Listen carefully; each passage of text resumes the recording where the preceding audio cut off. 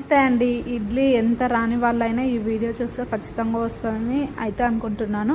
ఒకవేళ మీరు ట్రై చేసి అదే విధంగా వస్తే తప్పకుండా కామెంట్ చేయండి. ఫస్ట్ అయితే ఒక గ్లాసు ఇడ్లీ రవ్వ తీసుకుంటే హాఫ్ గ్లాస్ అయితే మినపప్పు, చిన్న గ్లాసు శనగపప్పు అనమాట. తర్వాత కొంచెం మెంతులు వేసేసుకొని ఇలా ఒక 6 గంటలు మంచిగా నాననివ్వాలి.